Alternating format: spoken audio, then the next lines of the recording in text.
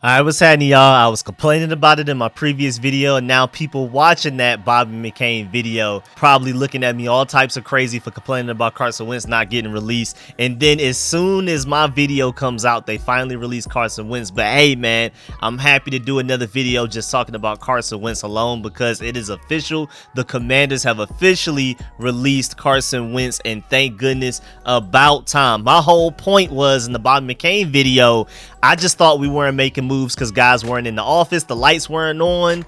I just thought that they just weren't even active as far as personnel changes, roster moves, and things like that. Then when I saw Bobby McCain get released, I'm like, okay, so why, if they're in office and the lights are on, why is Carson Wentz not gone yet? And then shortly afterwards, as soon as I released the Bobby McCain video, Carson Wentz got released. But of course, we got to dive into everything because, of course, this is huge news, man. Cutting Carson Wentz saves us $26.17 million. Cutting Bobby McCain technically saves us $4.4 million according to Adam Schefter, so I'm assuming that's because he's going to be a post June 1st cut, because technically when you cut Bobby McCain you only save like $2 million really. So for him to save us $4 million like Adam Schefter tweeted out and said, then it must be a post June 1st cut. So Bobby McCain technically won't save us our cap space until like June technically, but you know, you can finesse things to work around that, but we'll see as far as that goes. But most importantly, cutting Carson Wentz saves you $26 million, which ultimately, between cutting both guys, if we cut Bobby McCain before June 1st, pre-June 1st,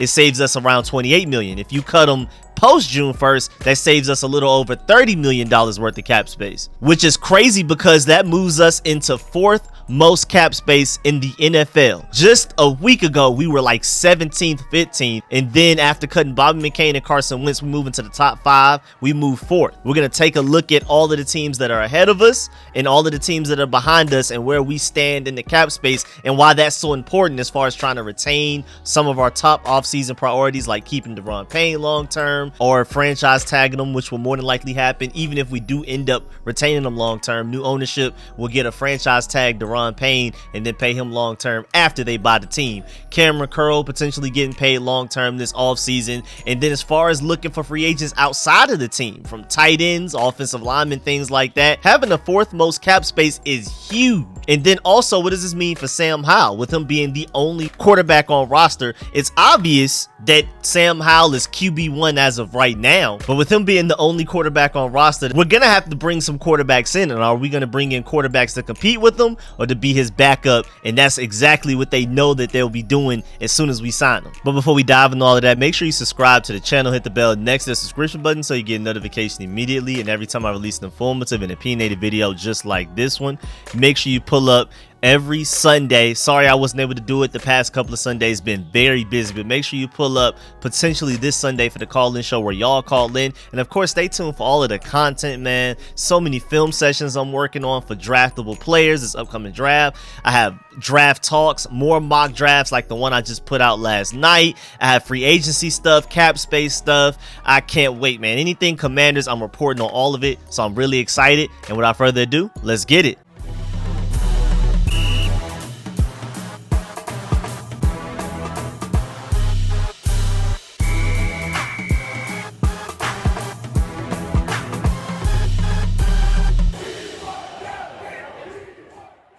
All right, so this all started when I saw, me personally, the first person I saw tweet it was at Adam Schefter, Washington released QB Carson Wentz. That's all he said too, that's it. He didn't say nothing else. And just do a quick dive into Carson Wentz and everything that happened with him as far as the Commanders are concerned. Wentz, who was acquired by the Commanders through a trade with the Indianapolis Colts last offseason. We had to give up a couple of early round picks, which sucked, but at least because he didn't play a certain amount of snaps this past season, it didn't get any worse. But he played in 8 games with 7 starts and completed 62.3% of his passes for 1,755 yards and 11 touchdowns with 9 interceptions. Not a good season. Wentz started the first 6 games of the 2022 season and was placed on injured reserve after breaking his finger against the Chicago Bears. He returned to action in Week 16 against the San Francisco 49ers. The Jaguars games was easily his best game. And then the second half against the Detroit Lions. That was it. Everything else was especially that Eagles game with the 9 sacks where most of them were his fault. Not all of them, but most of them. Then the 49ers game, I mean, he came in there and gave us a little bit of hope and then went and laid an egg the immediate game after that. Just terrible. The Commanders believe that Wentz could use his veteran experience to push Washington to the playoffs, but after missing over half the season with his injury, those hopes ultimately did not pan out. The move to release Wentz leaves Sam Howell and Taylor Heinicke as the only quarterbacks currently on the active roster. Heinicke is set to be a free agent in March. So technically, Sam Howell is the only quarterback on roster because remember, until the new league year starts mid-March, technically this is still the 2022 season, but once the new league year starts in mid-March, Daron Payne is an unrestricted free agent, Taylor Heinicke is an unrestricted free agent as well. We lose a lot of guys, Cole Holcomb, just to add a few. Sam Howell will officially be our only quarterback on roster heading into the 2023 free agency. It's going to be really interesting. Of course, Bobby McCain already did a video on him, but just a quick summary. Joined the Commanders in 2021, appeared in 34 games with 32 starts, and during that time, he recorded 139 tackles with 4 interceptions. So not too bad, but also not great as well. And just going back to Carson Wentz, because that's who this video is mainly about, I have no animosity towards him with this release. I mean, he handled everything with class, I would say. I felt like he came in, great attitude, and even after getting benched, he didn't complain. He never like even looked frustrated or upset. Like his body language didn't even look disappointed. And you know when you're benched for Taylor Heinicke, you're upset either way. So shouts out to him. He did everything with class, the way he interviewed, the way he answered questions, the way he practiced, everything. He was a complete professional, so I have no hate towards him. It's not his fault that we gave him that much money and traded that many picks for him. That is not his fault at all. If anything, you need to be mad at Rivera and company more than him. Now, he was bad. He was bad.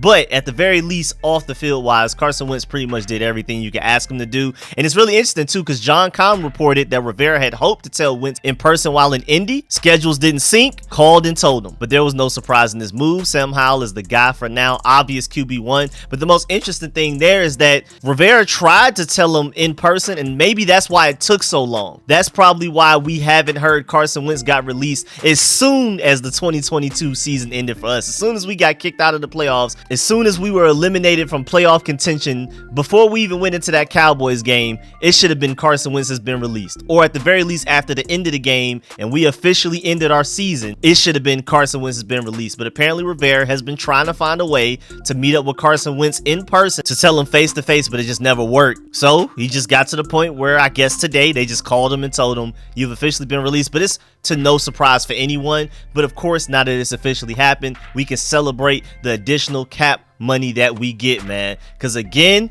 after releasing Carson Wentz and Bobby McCain, that added over $28 million worth of cap space for us. And then again, if Bobby McCain is a post-June 1st cut, like Adam Schefter acted like he was, that would actually give us around 30-something million worth of cap space, a little over 30, which would take us to about $35 million worth of cap space, or maybe 37 again if it's a post-1st June cut, which again gives us the 4th most cap space in the NFL. And again, Bobby McCain post-June 1st cut would actually take us past the Raiders for 3rd. But as of right now, if we're cutting them pre-June 1st and ignoring what Adam Schefter said, at the very least, we have $44 million worth of cap space, which has us 4th in the NFL, only behind the Bears, who have the most by far. 98 million is insane. And then the Falcons are 2nd with 55 million. And then the Raiders are 3rd with 46 million. You have us with 44. And then the Giants in 5th place with 43 million. Then you have the Patriots with 36, Bengals with 36, Texans with 35, and so on and so forth.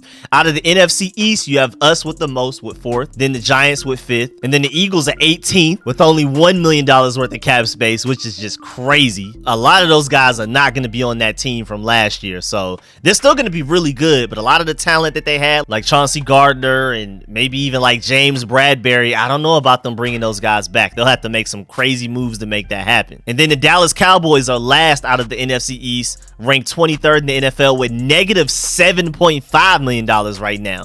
That's getting really ugly with Dak Prescott underperforming per usual once the weather gets cold. That team is just not set up to be great long term. So thank goodness. So out of the NFC East, the Commanders have the most cap space, only by a little bit more over the Giants, but still things are looking up. And the Giants are struggling right now because they got to find a way to pay Saquon Barkley and Daniel Jones. Daniel Jones is out here asking for an insane amount of money, and Saquon Barkley, I'm pretty sure, is not allowing the Giants to penny pinch at all as well. So they're either going to lose both of those guys, or at the very least probably probably one of them. And if they find a way to keep both, they're going to be in cap space purgatory, just like the Cowboys, with a team that's not good enough to win a Super Bowl. So as of right now, future-wise, us and the Eagles have the brightest outlook, honestly, especially with us bringing over Eric Bieniemy. And then if you're talking about just pure cap space and capital to improve a team, we have the brightest outlook out of the NFC East, which is big. And then hopefully if Sam Howell works out and he's balling on a rookie contract, we're the next Super Bowl contenders. But we'll see how that goes. But we have some top offseason priorities to handle, even just within the team right now.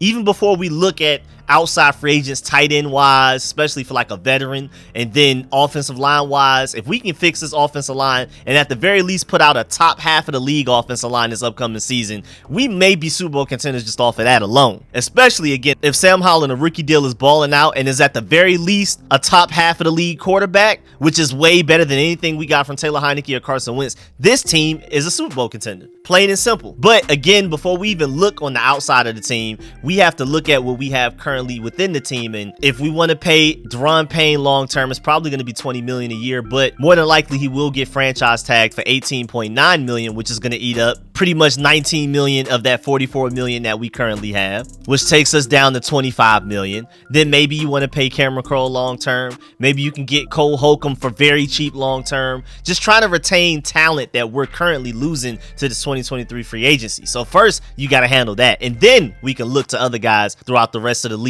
And again, as far as Daron Payne goes, I'm pretty sure he's going to get franchise tag. I already did a video reporting that he's expected to get franchise tag, but that may not be the end all be all. This current ownership could franchise tag him so that the new ownership can decide what they want to do with them long term, because the deadline to franchise tag players, I believe, is March 1st, and this team more than likely won't be sold by then. Oh, my fault, it's actually March 7th. So yeah, I highly doubt this team will be sold by then. So this current ownership and Rivera and all of those guys can franchise tag Daron Payne for now, and then when new ownership buys the team after that March 7th deadline to franchise tag players, then maybe they consider signing them long term. But at the very least, Daron Payne is going to get franchise tag. You can pretty much expect that. And then even beyond that, do you look to extend Montez Sweat, who will be a 2024 free agent? Do you have to look towards Chase Young? Curtis Samuel will be a 2024 free agent. Things get really tricky with this team. Of course, when you look at the fact that we have the 4th most cap space in the NFL, you're like, all right, let's go out there and get the best tight end. Let's get the offensive lineman,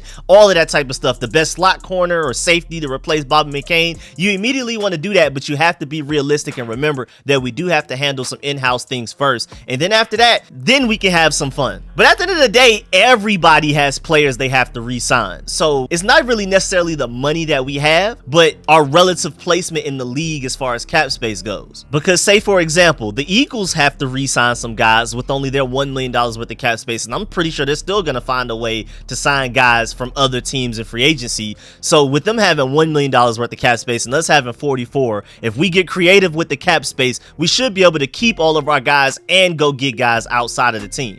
When you hear only $44 million worth of cap space, it doesn't sound like a lot, but again, relative to the rest of the NFL, and those guys are still going to find ways to make moves, even though they have less cap space than us. Why can't we? So I'm excited, man. I think we will have some fun. We got to handle some business first, some important stuff, our priorities, but I think we will go out there and make some noise, especially with the new offensive coordinator, Eric Bieniemy, given total control of the offense, even more control than Scott Turner had. I'm really excited to see what we do in free agency and the draft especially. But yeah, man, that's the end of this video. Please get in the comment section, let me know how you feel about everything discussed in this video. Please leave a like on this video if you liked it, if you learned anything. I'm pretty sure all of y'all are happy about Carson Wentz getting released finally. I'm pretty sure everybody is, but then again, there's always that one guy that's gonna find a way to be upset about it. But who knows, man. Of course, I'm pretty sure the majority of the Commanders fan base, 99%, is celebrating this news, especially with us having the 4th most cap space in the NFL. I'm really excited, man. Are we looking at Bobby Wagner, who was released from the Rams? Are we looking at some of those tight end players that got released?